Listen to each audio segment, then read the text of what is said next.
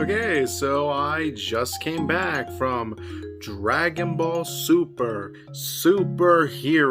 and my gosh, guys, it's another great movie. I can tell you right now, I know that's just saying, like, oh, come on, you're just a giant Dragon Ball fan. You're just like saying that, but no.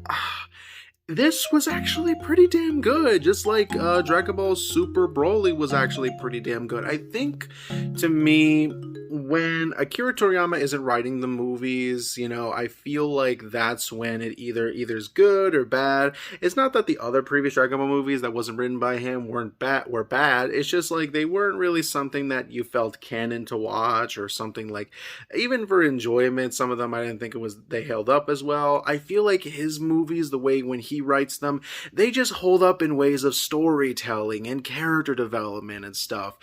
I mean, he basically reinvented Pan in this movie. I mean, she was kind of like, I didn't hate her in Dragon Ball GT. I feel like she was just another Bulma type character in that. But here, it felt like she had actual personality. I mean, okay, she's 3 years old in this movie, but no, just the way she spoke, just her attitude, her character, just the way she was. It's just like, it was really, really good. I also like what they did with Piccolo, and also for a Dragon Ball movie, surprisingly, if you've seen the posters, the recent posters, you can tell that, oh, it's going to focus on both Gohan and Piccolo, because, yeah, we kind of do see, and kind of the trope of Akira Toriyama, where he's just like, okay, another transformation, here's another giant monster that they had to fight. You kind of get that whole thing, but at the same time, you get used to it. But at the same time, the story was pretty good, and what I love about his writing is that I feel like if he balances both the drama and the comedy, he really does know what he's doing. He really does know what he's writing. He knows what he's doing. He's really, really good at this. I feel like that's the reason why I love the original Dragon Ball more than Z. I felt Z was just forced on drama, not enough of between that kind of stuff, and some things felt a little unbalanced. Not to say I don't dislike Z, it's just like I really do appreciate Z and what is the impact that is done, but I also really do love Super more in a sense, because Super's just better in a sense, because it feels organic. It feels like very, very good writing. Like I said, there are some flubs that I can see that he's done, but at the same time, I feel like he understands his story, his characters. He cares about his story and characters, even when he's just, at first, sometimes he gets sick and tired of it at one point, but when he really cares about his characters and his story, and he wants to continue it and make these characters well made and well good, I feel that's the strength of the series.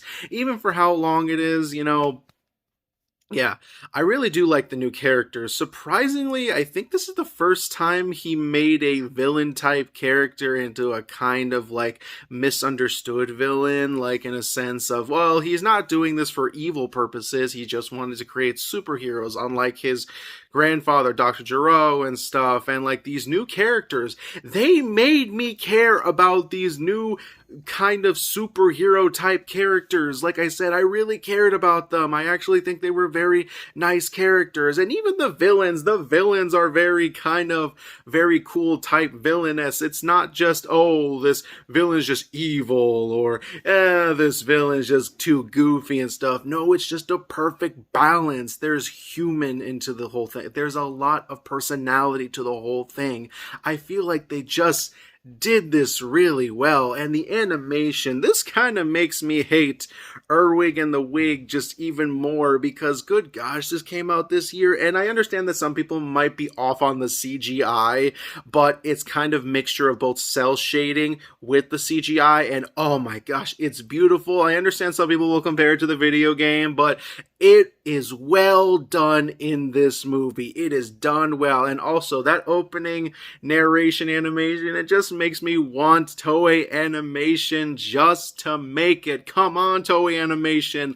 Let's reboot the original Dragon Ball and try to be more closer to the manga with that beautiful animation we saw. Obviously, it's not going to be as good. Obviously, you would need to spend so much time with that just to redo the entire original Dragon Ball story, but I want to see that. I want to see, you kind of did it with Kai, but not really, but I really did like the edits in Kai, just so it's like a shorter more closer to the manga, just not as close, but still, I would like a much more faithful adaptation of the original story of, Yoko as a kid. And also, wouldn't it be awesome to see more really good animation with the original Dragon Ball? I mean, come on, that is just money being just, hold on, gift wrapped it for you. Just do it, man. You guys can do it. Like I said, take your time if you want to. Take all the time that you need just to prepare that shit. Because like I said, I've been a fan of Dragon Ball for a long time, and yes, I possibly am a super fan right now, like geeking out and stuff, but like,